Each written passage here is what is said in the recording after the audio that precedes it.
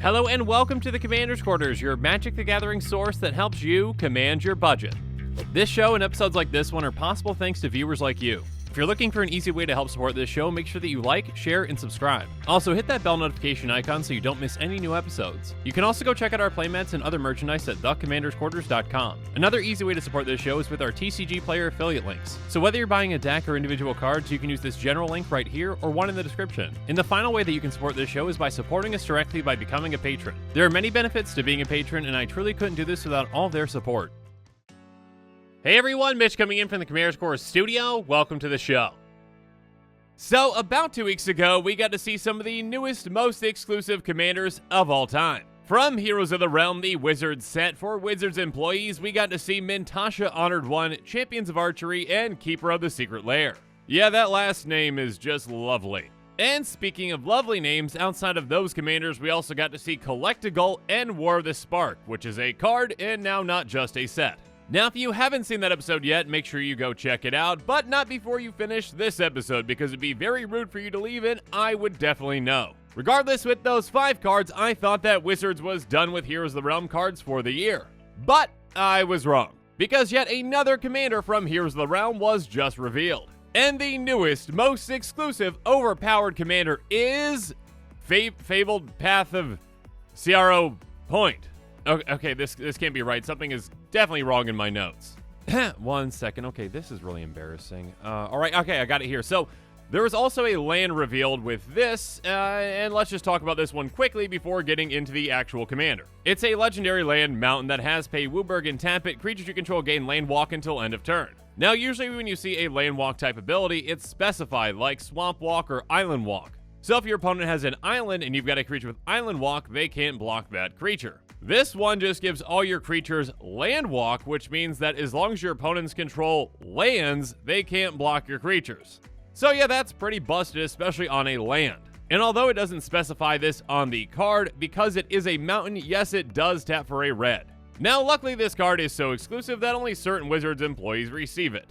So the general population of Magic players such as you and me shall never see a glorious thing such as this. Regardless, now that we've talked about this overpowered land, it's time for us to talk about an incredibly overpowered commander. So now, the moment that you've all been waiting for, let me introduce to you the Cinematic Phoenix. The Cinematic Phoenix is a 4/4 legendary creature Phoenix for 3 black-red.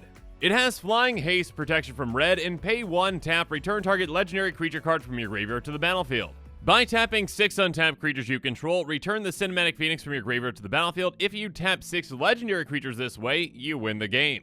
Yeah, that's just a bit overpowered. First off, a commander that has haste and can pay 1 to tap and reanimate a legendary creature from your graveyard is insane. But on top of this repeatable reanimation effect for just 1 mana, you've got a very simple win condition with this card. All you have to do is have this in your graveyard and 6 legendary creatures in play, and then you tap them and you win.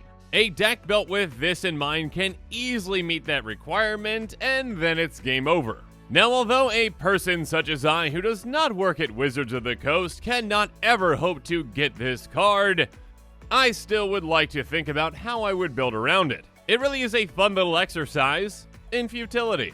Although, us members of the general Magic population could just proxy it. Who said that? I don't know. Let's jump into how we would build around the Cinematic Phoenix.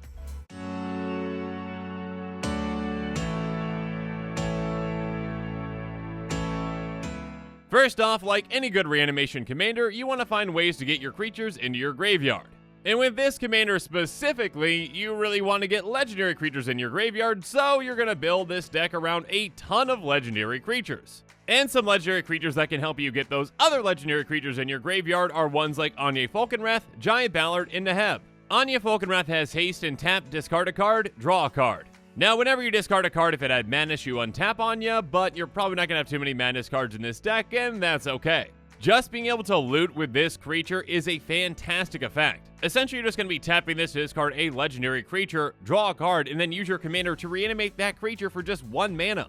Yeah, you can easily fill the board with a lot of legendary creatures very quickly with this kind of a deck. Another discard outlet legend is Giant Ballard Task Mage. Giant Ballard has a lot of options, so here we go. Pay a red and tapper, discard a card, destroy target blue permanent. Pay 1 and a red and tapper, discard a card, Giant Ballard Task Mage deals 3 damage to any target. A creature dealt damage this way can't be regenerated this turn. And pay 5 red and tapper, discard a card, Giant Ballard deals 6 damage to each creature and each player. So you've got some options, but regardless, again, your point is to discard legendary creatures so you can reanimate them.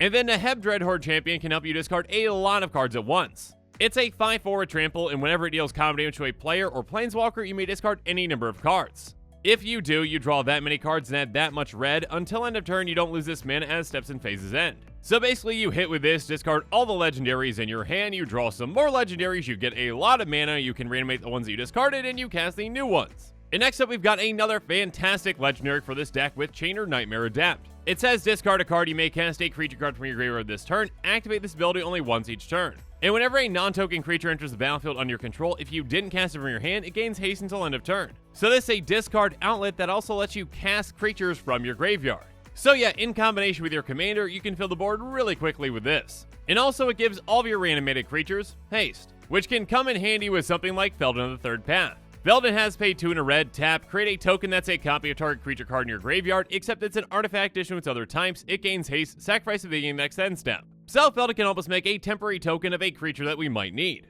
And then there's Balthor the Defiled, which might just be the best way to win with this deck.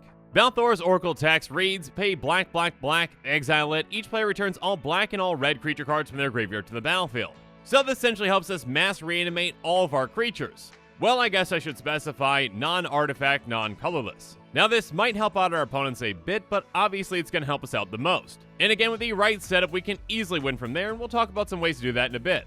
Another legendary creature that can really help us out though is Purphoros Bronze-Blooded. It has Indestructible. As long as your devotion is less than 5, Purphoros isn't a creature, other creatures you control have haste. By paying 2 and a red, you may put a red creature card or an artifact creature card from your hand onto the battlefield, sacrifice at the beginning of the next end step. So first off, this legendary creature is incredibly hard to deal with. Now for it actually to be a creature, we do need to get some more things on the board, but that shouldn't be too tough in this deck. And it can also help us cheat out red legendary creatures that we then have to sacrifice, but then we can reanimate them anyways. Now a hard to deal with creature like this one can really help us with our end goal of activating creatures to win the game. And of course, this isn't the only legendary creature that's going to be tough to deal with.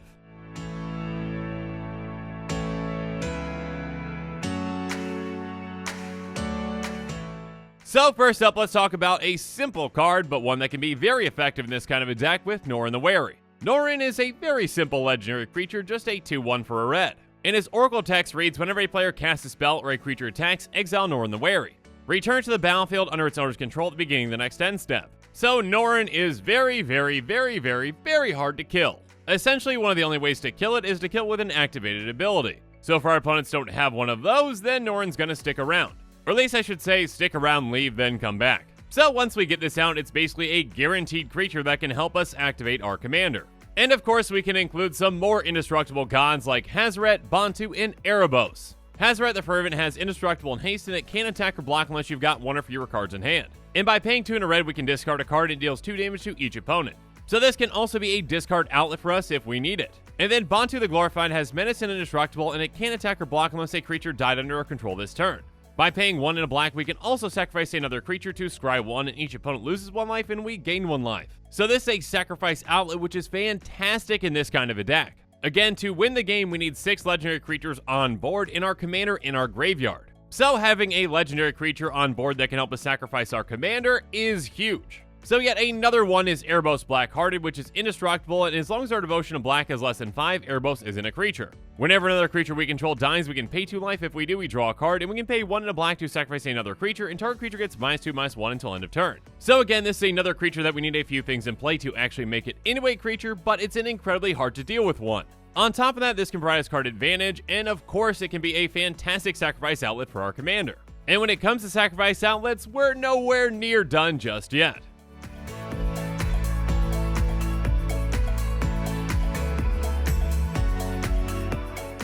So we're also going to be including other legendary creatures like Yahenni, Ayara, and Yawgmoth. Yahenni has haste, and whenever a creature an opponent controls dies, put a +1/+1 counter on Yahenni Undying Partisan. And by sacrificing another creature, Yahenni gains Indestructible until end of turn. So this is a sacrifice out that can get much bigger throughout the game, and it can protect itself. And then Ayara has whenever she or another black creature enters the battlefield under your control, each opponent loses 1 life and you gain 1 life. And we can tap her to sacrifice another black creature to draw a card. So again, this can be a great sacrifice outlet for our commander and provide us card advantage as well. And then everyone's favorite Yawgmoth Physician is a fantastic sacrifice outlet and discard outlet too. He has protection from humans, pay 1 life, sacrifice another creature, put a -1/-1 counter up to 1 target creature, and draw a card, and by paying black and discarding a card, we proliferate. So if we need to sack a creature or discard a card, Yahenni is a fantastic one to have on the board. And then next up, let's talk about Greven, Predator Captain, which can draw us a lot of cards. Greven has Menace, and he's going to get +X/+0, where X is the amount of life you've lost this turn. But more importantly, he has whenever he attacks, you may sacrifice another creature. If you do, you draw cards equal to that creature's power, and you lose life equal to that creature's toughness. And then, of course, even some paid sacrifice outlets as well can be effective, like Lysolda in Timuret. Lysolda has pay 2, sacrifice a creature. Lysolda the Blood Witch deals 2 damage to our creature, or play if the sacrifice creature was red, draw a card if the sacrifice creature was black. And then Timuret has pay 1 in a red, sacrifice another creature. Timuret the Murder King deals 2 damage to target player. And also pay 1 in a black, sacrifice a creature, return Timuret from your graveyard to your hand. So this is actually a very important sacrifice outlet because we can actually utilize it while it's in our graveyard. So even if we don't have another sacrifice outlet in play, we can still use it to sacrifice our commander. So once we're set up, we can sacrifice our commander, tap our 6 legendary creatures, and win. But actually, not just our legendary creatures can help us out with this.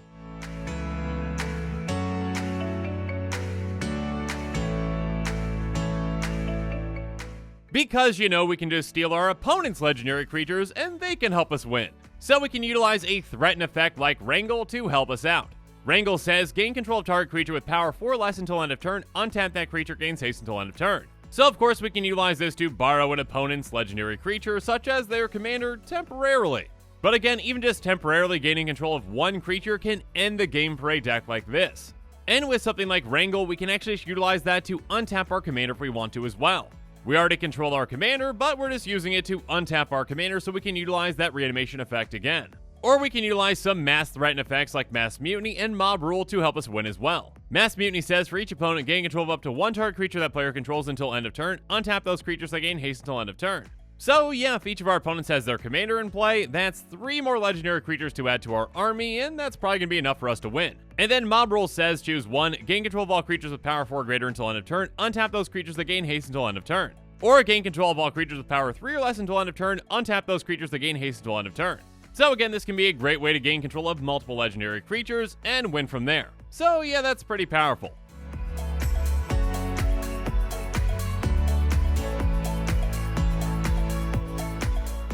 But now it's time for me to wrap things up and give you my final thoughts on the Cinematic Phoenix. Yeah, this Heroes of the Realm commander is just a bit overpowered. A 1-mana reanimation effect is incredibly powerful on its own, but a very easy to meet win condition with the right deck is even more overpowered. So again, I am glad that this card is incredibly exclusive and I hopefully will never have to play against it. And with that, this show is coming to a close, so it's my turn to hear from you. So in the comments below, let me know what your thoughts on this episode are, and as always, thanks again and have a good one.